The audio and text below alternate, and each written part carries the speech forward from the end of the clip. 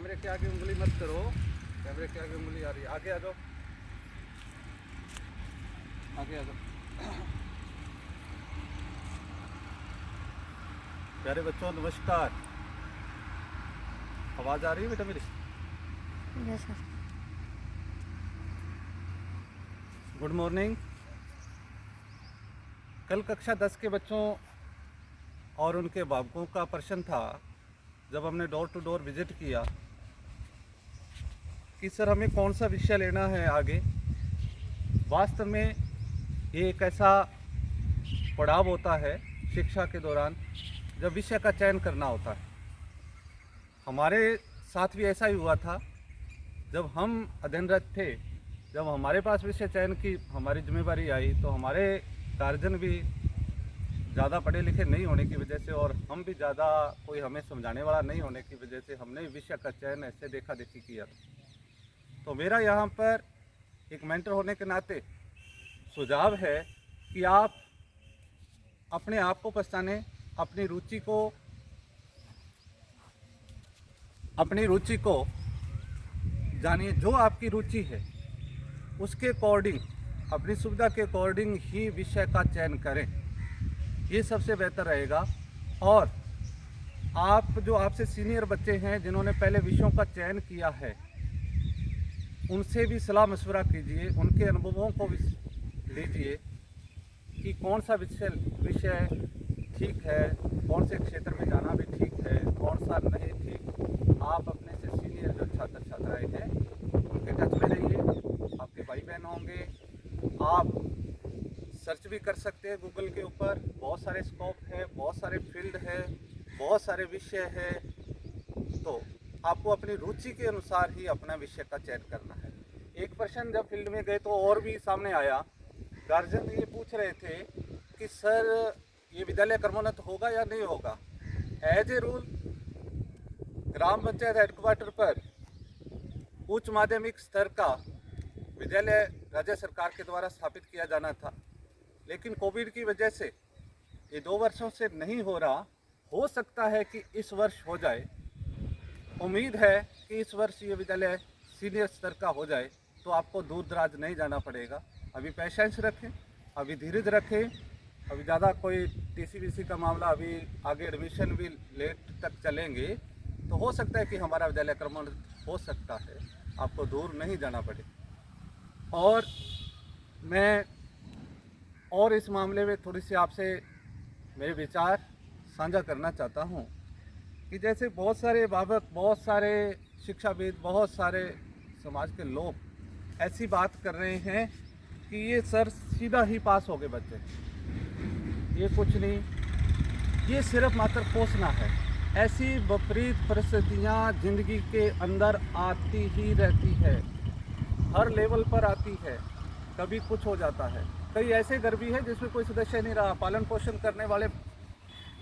करने वाले कोई रहे नहीं, बच्चे ही बच्चे हैं सिर्फ। तो हमें विपरीत परिस्थितियों से लड़ना है। और मैं तो ये कहता हूँ कि हमने विपरीत परिस्थितियों के साथ लड़ा, आज हम स्वस्थ हैं, हमारे सभी लोग स्वस्थ हैं, घर के सभी सदस्य, हमारे जानकार सभी लोग स्वस्थ हैं। तो हमने एक बहुत अच्छी परीक्षा को पास किया है, बहुत अच्छी परीक्षा को पास किया है। ना कि हम अनुत्तीर्ण हुए, हम सभी पास हुए हैं इस परीक्षा की घड़ी के अंदर।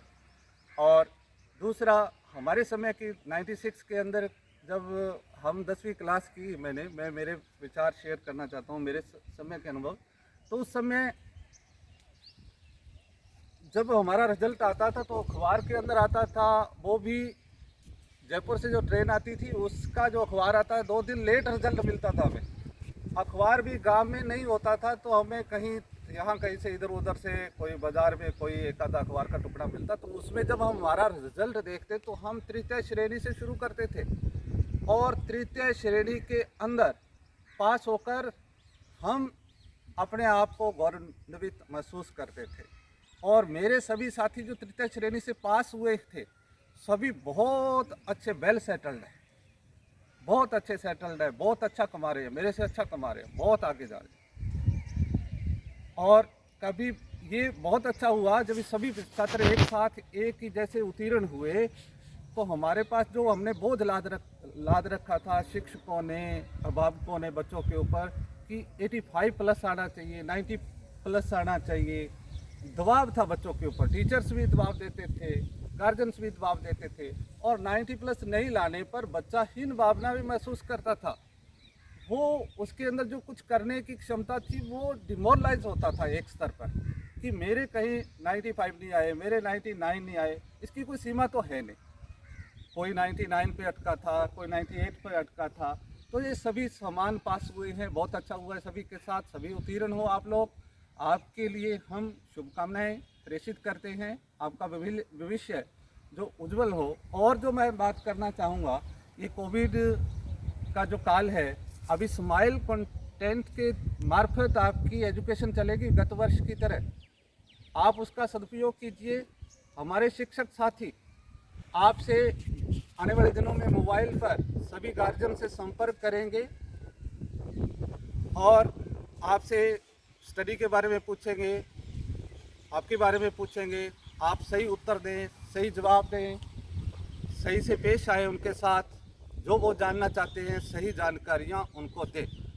और दूसरा, मैं सभी सम्मानित अभिभावकों से एक मेंटर होने के नाते निवेदन करना चाहता हूं कि आप अपने विद्यालय को आने वाले समय के लिए, कुछ समय के लिए, जब तक ये प्रतिकूल परिस्थितियां है, इसको विद्यालय का रूप ही दें। आप अपने कामकाज के हिसाब से, अपने घर के हिसाब से कुछ समय बांटे कि मान लो ये स्कूल लग गया है, बच्चों को पढ़ने के लिए बिठाएं। हाँ, एक जगह पर मैं थोड़ा चिंतित भी हूँ कि जैसे हमारे प्रथम कक्षा के जो बच्चे थे, जो दूसरी कक्षा के बच्चे थे, उनको बहुत ज़्यादा नुकसान हुआ है।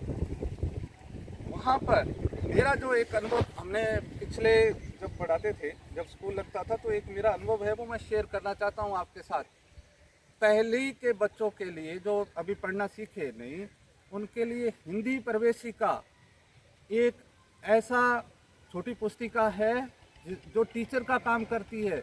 बहुत अच्छे तरीके से बच्चा अक्षरों को पहचानना, अक्षरों को जोड़कर पढ़ना, छोटे शब्दों की पहचान बहुत जल्दी सीखता है। इसमें माँ बहुत अच्छी भूमिका टीचर की निभा सकती है। माँ प्रथम शिक्षिका भी होती है, माँ बाप प्रथम शिक्षक भी है, हम दूसरे नंबर के शिक्षक हैं। तो आप घर पे बच्चों को सिखाएं हिंदी प्रवेशिका के माध्यम से या किसी और माध्यम से। जो छोटे बच्चे हैं उनको सिखाने की कोशिश करें ताकि उनका लेवल डाउन नहीं हो। हमारे पास जब वो पहुँचे तो वैसे ही रहें जैसे वो पहले स्कूल में थे। एक बात और मैं आपके साथ साझा करना चाहूँगा। अभी डोर टू डोर जो हमारा विजिट था, उसमें मेरे सामने कई बातें सामने आई। उसमें मैंने देखा कि घरों के अंदर बैठने की जगह नहीं, छाया नहीं। तो आप अपने बच्चों को मोटिवेट करें, घर में एक पौधा लाजमी लगाएं, उस पौधे के साथ उसको जोड़ें। मैंने एक छोटा सा प्रयोग किया। मेरे जहाँ मोहल्ले में मैं रहता हूँ, रिको कॉलोनी के अंदर, वहाँ मेरे एक पार्क है। पिछले दिनों हमने वहाँ पौधरोपण किया, तो वहाँ जो मेरे मोहल्ले के बच्चे थे उनको मैंने बुलाया, सभी बच्चों को मोली दी और बच्चों ने पौधों के मोली बांधी। रक्षाबंधन बनाया हमने, और उस मोली की वजह से वो प्रत्येक पौधा प्रत्येक बच्चे का हो गया। शाम को जब मैं देखता हूँ तो वो बच्चे उनको पानी दे रहे होते हैं।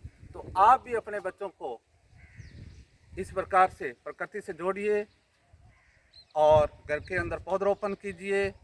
और दूसरा, मैं विज्ञान विषय की बात करूं तो जो विज्ञान है जो हम स्कूल के अंदर पढ़ाते हैं, वो जो इर्द गिर्द आपके पर्यावरण का जो विज्ञान है, वही विज्ञान हम पढ़ाते हैं। आप भी उनको ऐसा ज्ञान दे सकते हो कि गमले कैसे भरना है, पेड़ पौधे कैसे लगाना है। ये सामान्य जानकारी हम यहाँ पर सिखाते हैं, कोई एक्स्ट्रा कुछ नहीं सिखाया जाता। बड़े बच्चों को यहाँ पर विज्ञान विषय के अंदर कुछ ऐसा कोई हाई लेवल का ऐसा कोई सिलेबस नहीं है। हम सामान्य प्रकृति के बारे में सिखाते हैं। ऐसे ही उसके अंदर प्रश्न भी है, ऐसे ही जानकारियाँ हैं।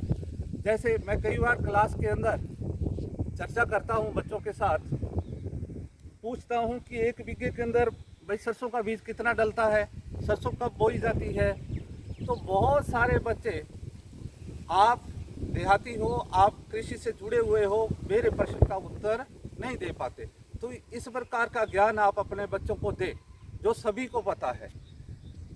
ये सामान्य जानकारियाँ बच्चों को होनी चाहिए। यही ज्ञान है, यही विज्ञान है। आप अपने बच्चों को शिक्षा के साथ जोड़े रखें। आप सभी के उज्जवल भविष्य की कामना करते हैं। जय हिंद, जय भारत।